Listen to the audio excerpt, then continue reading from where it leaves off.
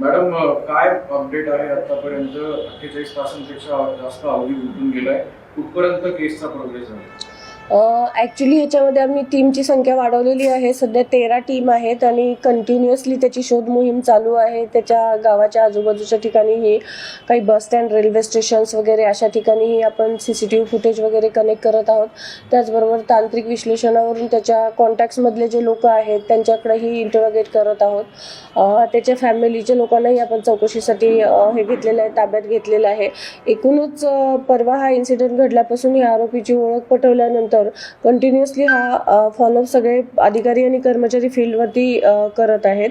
त्याचबरोबर आता माननीय आयुक्त सरांनी 1 लाखाचं बक्षीसही जाहीर केलेलं आहे या केसमध्ये. जो कोणी, कारण तो जर आजूबाजूला त्याच्या गावाच्या वगैरे फिरत असेल तर त्याला पकडून देण्याच्या दृष्टिकोनातून 1 लाखाचं बक्षीसही या केसमध्ये जाहीर केलेलं आहे. आणि बाकी ज्या गुन्ह्याच्या फॉर्मॅलिटीज आहेत त्या सगळ्या चालू आहेत. तपासाचा भाग याच्यामध्ये आहे. फॉरेन्सिक्स, बसचं ॲनालिसिस वगैरे ह्या सगळ्या गोष्टी चालू आहेत. मॅडम, साधारण 48 तासानंतर सुद्धा आपल्याला काही आरोपीपर्यंत लीड मिळालेले आहेत का? आरोपीच्या कुटुंबाच्या पैकी कोणाकोणाची चौकशी आपण केली? ॲक्च्युली तशी याच्यापूर्वीही तिथंच त्याच्या घरच्यांची चौकशी केलेली होती, पण आता त्यांना इकडे पोलीस स्टेशनला आणण्याबाबत इन्स्ट्रक्शन देण्यात आलेले आहेत. त्याचा भाऊ ऑलरेडी चौकशीसाठी आम्ही ताब्यात घेतलेला आहे. आणि जसे जसे आम्हाला लीड मिळत आहेत तसं तसे आमच्या टीम वर्कआउट करत आहेत.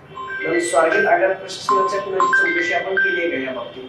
करणार आहात? नाही, चौकशी तर होईलच या प्रकरणामध्ये. तो तर तपासाचा भागच येईल याच्यामध्ये त्यांची चौकशी करणं हे. पण त्यांचे काही अधिकारी वगैरे काल येऊन या संदर्भात मला भेटून गेलेले आहेत.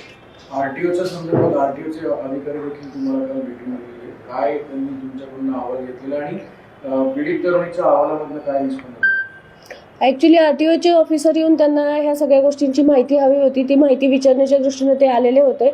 त्यानुसार त्यांना केसच्या संदर्भातली सर्व माहिती प्रोव्हाइड करण्यात आलेली आहे. पीडित तरुणीच्या अहवालातनं काय निष्पन्न झालं? त्याच्या बाबतीत आता याच्यावरती चॅनलवरती बोलणं योग्य राहणार नाही.